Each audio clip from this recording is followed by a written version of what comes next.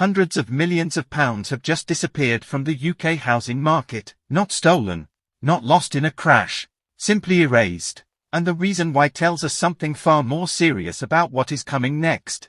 This is not just a slowdown. This is not a temporary correction. This is a structural failure, and it is accelerating.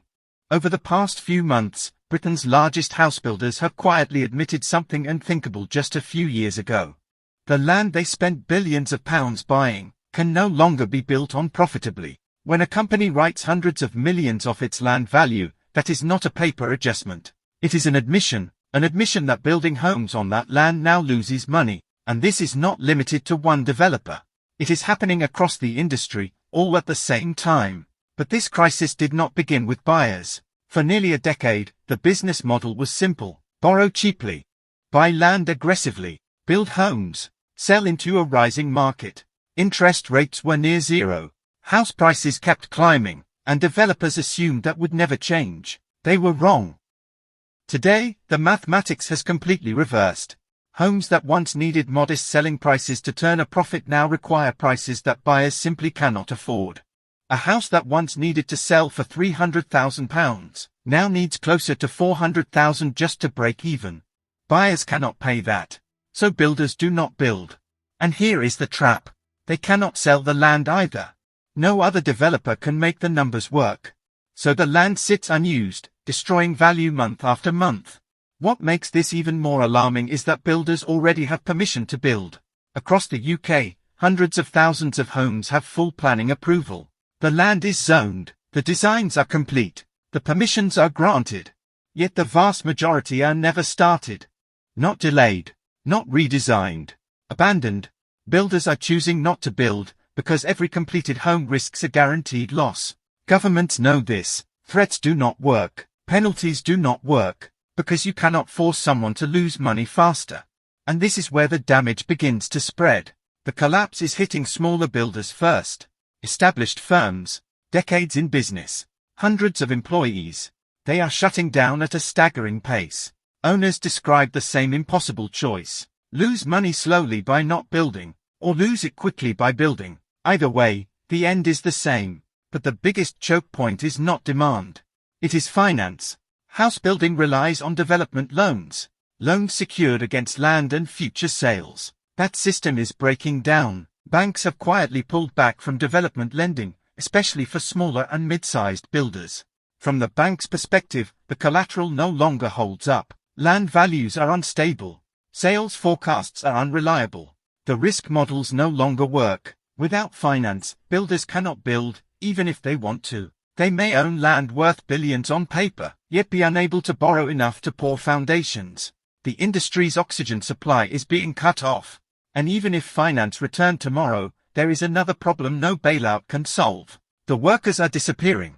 Construction apprenticeships have collapsed. Training pipelines have dried up. The workforce is aging rapidly. Young people watched construction destroy their parents' livelihoods and chose not to follow. At the same time, experienced workers are leaving the UK for better pay and stability abroad. Skills like bricklaying and carpentry take years to develop. Years the industry no longer has. Even with land, money, and demand, there may soon be no one left to build. And then there is the global factor: few people connect to British housing. Overseas investment has collapsed.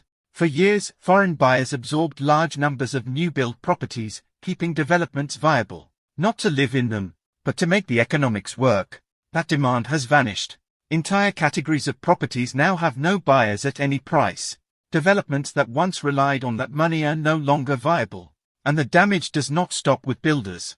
Pension funds, insurers, and investment managers are deeply exposed to house building. Through shares, through bonds, through land, through debt. As builders weaken, these assets weaken with them. Retirement savings are being quietly eroded by a sector once considered safe and defensive. Yet much of this damage remains hidden. Accounting rules allow land to be valued at historic prices, not real market value. Losses are delayed.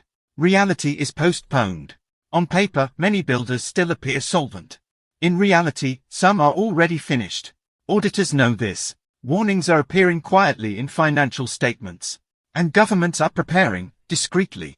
Officials now face an impossible choice. allow the private housebuilding industry to collapse, or intervene at a scale the state cannot afford. Publicly, everything is described as manageable. Privately, emergency housing plans are being drafted, because they know what happens when builders stop building entirely. And when UK builders fail, they will not be replaced by British companies. International capital is already waiting. Foreign funds are buying distressed land and unfinished developments at fractions of their original cost. But they are not building homes to sell. They are building homes to rent. Entire communities owned offshore. Permanent tenants.